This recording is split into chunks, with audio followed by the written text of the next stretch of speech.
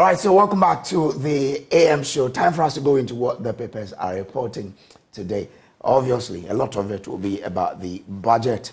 But kindly join us on our social media platform and let's hear from you on what the papers will be reporting, particularly on the budget. Well, I have the Daily Graphic with me. I have the Ghanaian Times newspaper, the Daily Statesman, the Business Finder, and the Daily Guide. Okay, now if you look at it, let's start with the Daily Graphic, the front page of the Daily Graphic. It says, 2024 budget, tax cuts outlined to spur growth. Okay, it will be on it shortly, so you will see what the paper is reporting on the front page. Now, government allocate 220 million cedis for dam spillage victims. Details are on page 13 of the paper. Budget statement empty. That, according to the minority, comes with a photograph of the minority leader, Dr. Ghc1 Atta. So this is what the Daily Graphic is reporting. Ghanaian Times newspaper says, presentation of 2024 budget, government to spend 226.7 billion cedis next year to maintain macroeconomic stability and to create jobs. Okay. Now, 2024 budget, businesses to benefit from tax reliefs, and President receives MRE resort on Yenehin block. That's the mineral deposit there. Okay. Now, communities affected by Akosombo dam spillage to benefit from 220 million cedis relief support. We are back on track. That is what is on the Daily Statesman. It comes with a photograph of the Finance Minister Ofori Atta. It says government presents Inconim budget for stability and growth. Harmonized prospectus for SHS freshers in all schools. Okay. Dr. Zakaria, elected committee chair of AUC's Interfaith Dialogue Forum 2023, and Dr. Addison, ethics in banking sector must be strengthened. That is what he says. That is the Daily Statesman newspaper. The Business Finder newspaper, it says government targets 2.8% growth for 2024 by spending 226.7 billion cedis to accrue 61.9 billion cedis deficit. Okay. Government invested 32.7 billion cedis to keep lights on, Ofori Atta says, and improve infrastructure to boost African trade. That is by Wamkele Mene. He is the AFCTA boss. Now, Daily Guide, major facelift for Tema Port. 220 million cedis allocated for Akosombo dam spillage victims and economy to hit 1 trillion cedis, according to Ofori Atta. Don't stop religious politics. It comes with a photograph of the okay, so that's different. And then government approved 23% base pay increment for workers. It comes with a photograph of Minister for Labor Relations, Ignatius Bafo Ewa. Well, let me go to the only university of competitive choice and bring in senior lecturer at the university's School of Business, Seram Kawo. Seram, good morning. Thanks for joining us. Kindly unmute so we can hear what you're telling us, Seram.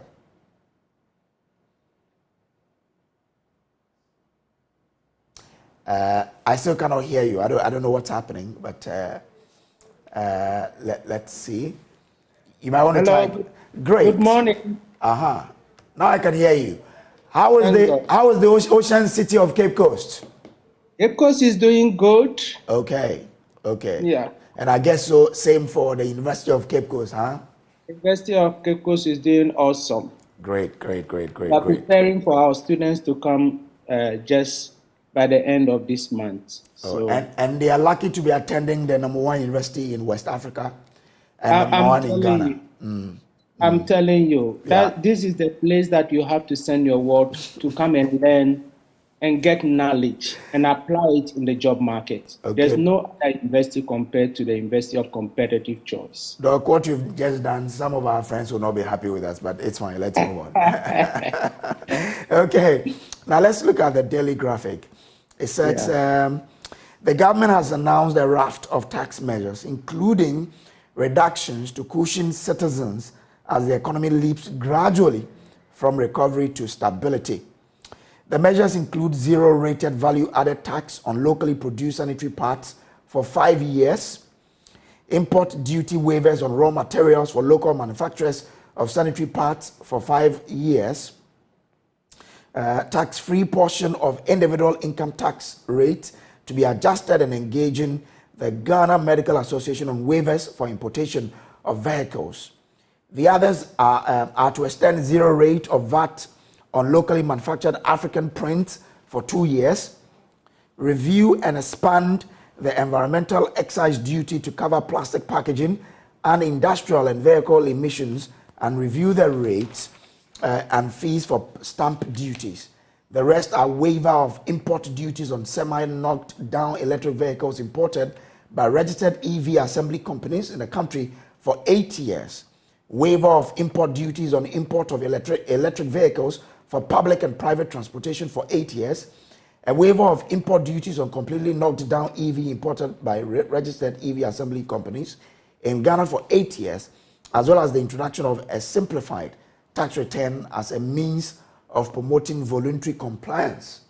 You are an economist, and I'm sure you've gone through the budget. What do you make of the budget itself for 2024? Okay, thank you very much. I think the budget for 2024 that we have is not different from the budget that we usually have during the election period, especially the last time that we went to the IMF. Tax reliefs that you spoke about are welcoming. We hope that it.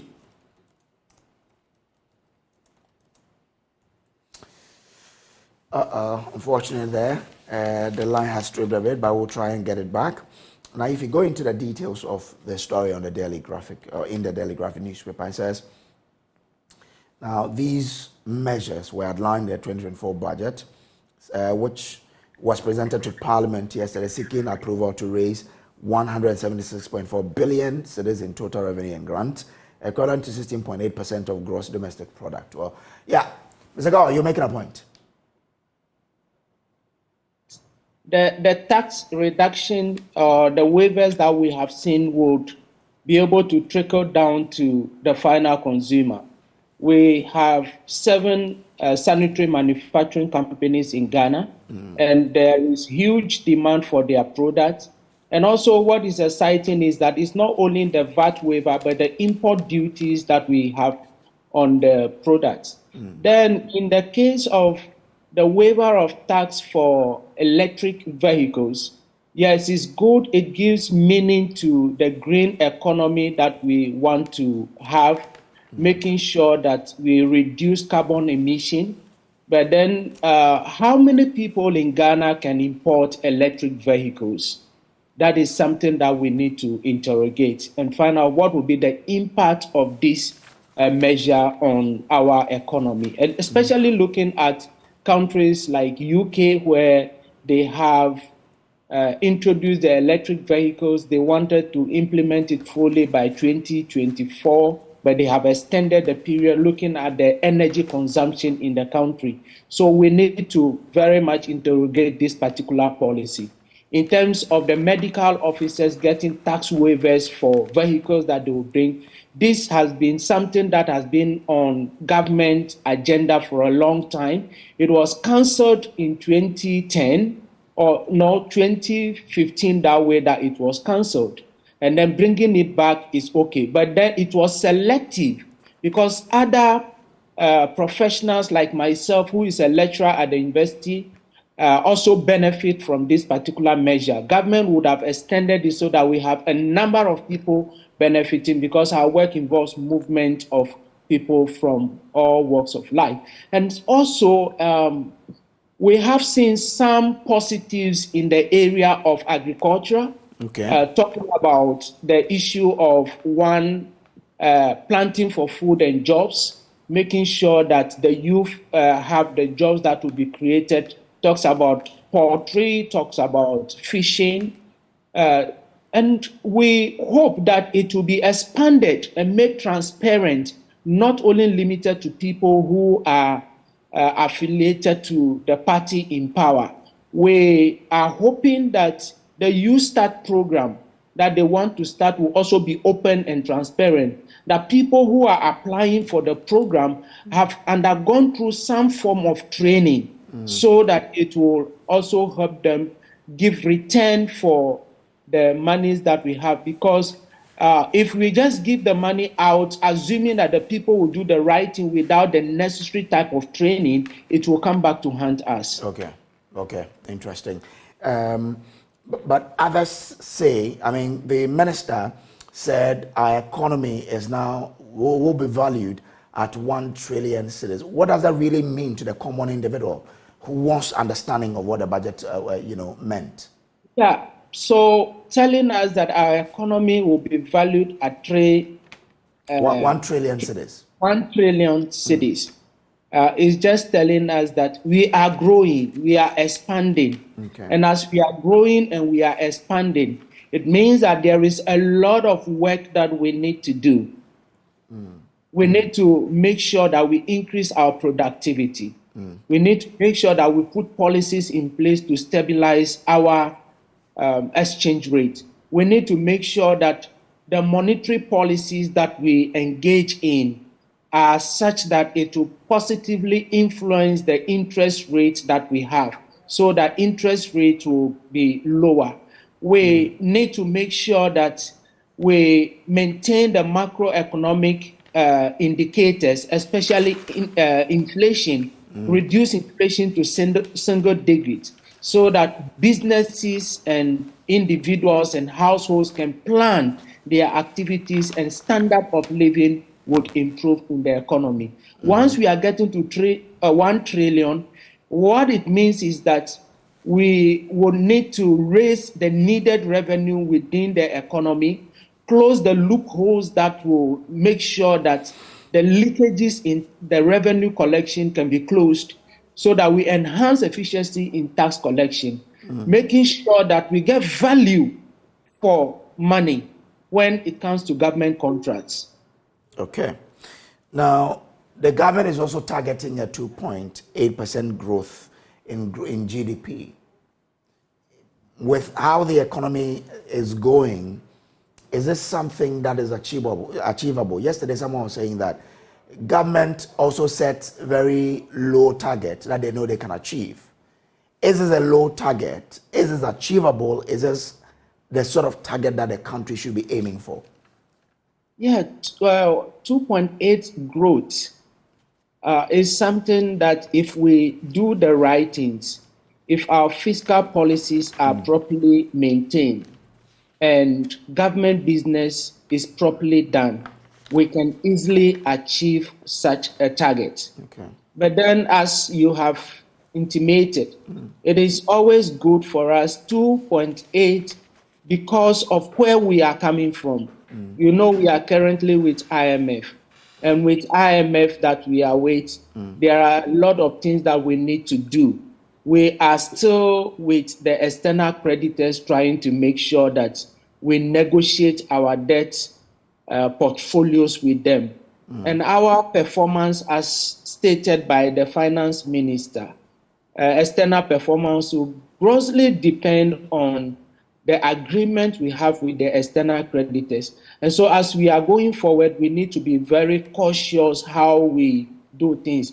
The very much ambitious proposition that was made in the budget was getting inflation by 2024 to 15%. That is very much ambitious.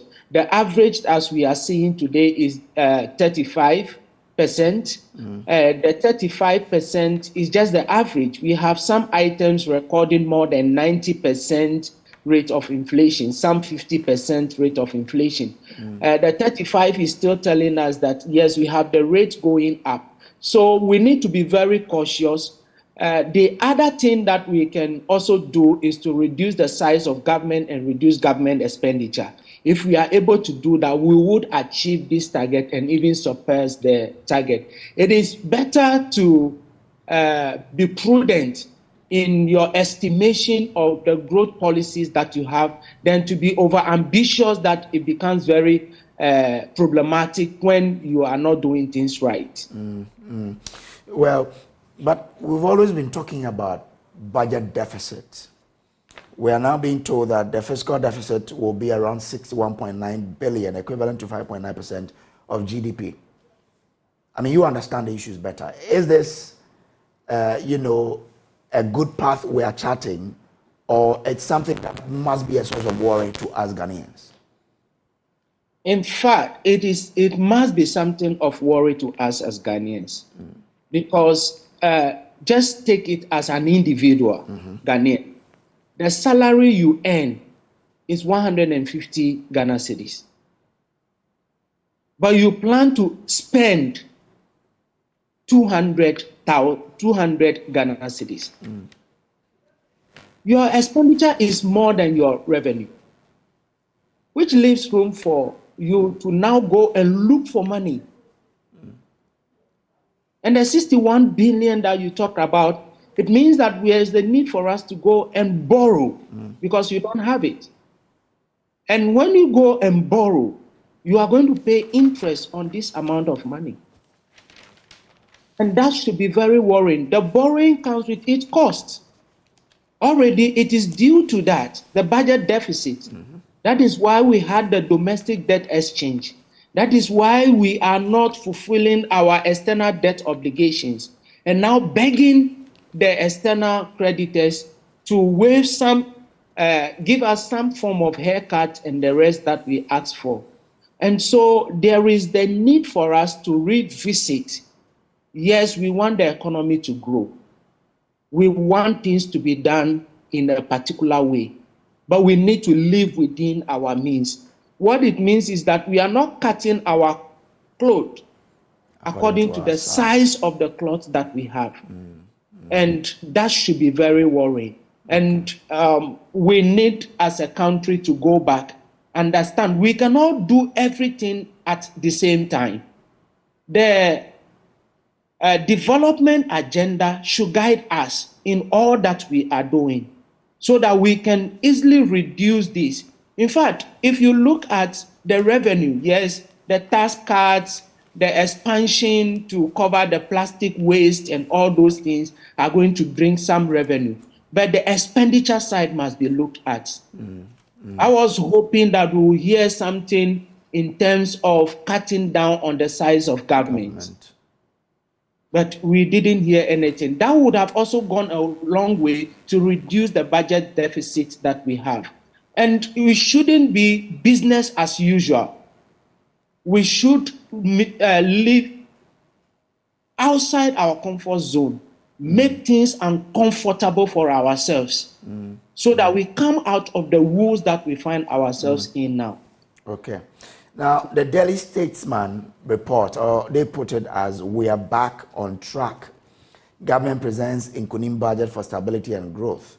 Are we really back on track? If you look at what the Daily Statesman is reporting.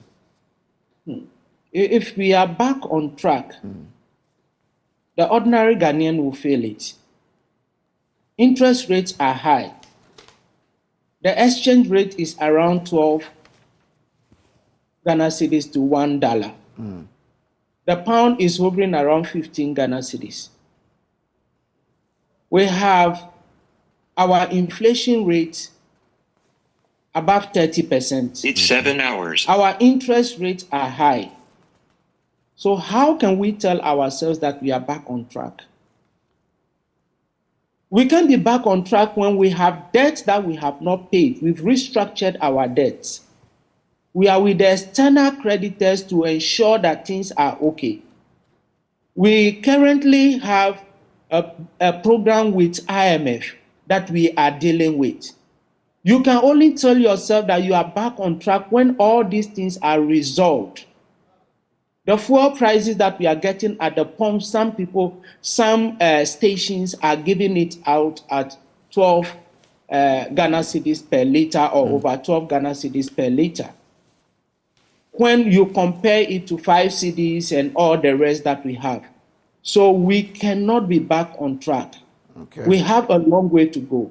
We cannot continue to tickle ourselves that we are doing the right thing. Let us sit up, enter into ourselves, relearn and unlearn the things that we have done in the past. That is the only way we can leave the woes that we find ourselves in. So unfortunately, I can say that we are back on track. Okay. We are on track. We are on track, but we cannot be out of it totally. Okay. All right. Now, to the Daily Guide newspaper, government approved 23% base pay increment for workers. And the little details that we have in the paper, it says, government approved some 22%, 23% increment in the base pay within the single spine salary structure. This decision comes after extensive negotiation with organized labor, and it is set to bring relief and improved financial prospect for workers across various sectors. So let's look at this vis-a-vis the budget. Is this the much government could do for workers? Yes, I am in finance and economics, and all the time when we take the scale of 0 and maybe 5 is better than 0. 1 is better than 0. And so coming out with a base pay increase of 23% in the first half of the year, and the second half of the year, you add 2% to it to make it 25. It's not enough. It's not enough. But then it's better than none. Okay. So half a loaf is better than none. And so getting that is a start for us, because when you look at the rate of inflation and the increment that we are getting on it, then that becomes a problem. It's a welcoming news that, yes, we're having that increment, which the government have realized that it wasn't enough, but then they went ahead to say that the tax threshold for the 0% will be adjusted. As to the adjustment, whether it will be a broad adjustment or a shallow one, we do not know. If that one also comes, then that is going to go a long way to cushion us. It's good that there has not been any review of the income tax policy to broaden the rates that we have, as it was done the last time. So it's good that we have this particular one. What it means is that government will need to raise extra amount of money that will pay the public sector worker. Okay. Yeah. All right. So it means that when the public sector worker is trying to demand more, they should be thinking about where government is getting the money. Is that it? Or we should not be bothered by it? No, we should look at where government is getting the money. But you know, we live in an economy where the politicians find the money. Okay. Anytime they want to find it. When it is election time, they will look for the money for the elections that they want. And so it is time for them to also make us feel like we are valued, we are the citizens, we are the ones who are working, and for that matter, we need to be recognized. Okay. And so we cannot even have sympathy for them. They are leading the economy, and we have the oil resources, our natural resources, and everything available to us. So they should look for that particular amount of money. I believe that, or I hope that they will not, it will not be something that is part of the 61 billion extra deficit that we have to go and find. And that at the long run will come and affect all of us. Okay. But you know, one thing that I didn't hear in the budget that is very worrying for me personally is that we have the Public Financial Management Act of 2016. Section 37 talks about the establishment of the sinking fund.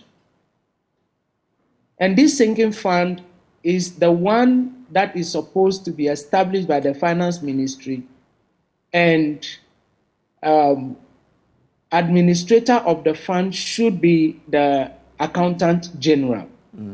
So that monies that we get today, loans that we've gone in for, we put away some percentage of the revenues that we get into the sinking fund, which will be invested for the period of the loan facility so that anytime the loan falls due, we can use that amount of money in the sinking fund to pay off the loan. Okay. Unfortunately, over time, that fund has not been working. Unfortunately for us, the finance minister had not made room for that particular fund to be revamped. Okay. Because if that was done, we will not be going for domestic debt exchange. We will not be going for external debt exchange. And so as they looked at it, I will employ on all of them, this is the law that we said is governing us. It was based on the same law that the finance minister went to parliament yesterday to talk about the budget, to read the budget to us. We should give meaning to every law that we have, because there are reasons why we promulgate the laws. We shouldn't be seen to be disrespecting our laws in the country. Okay.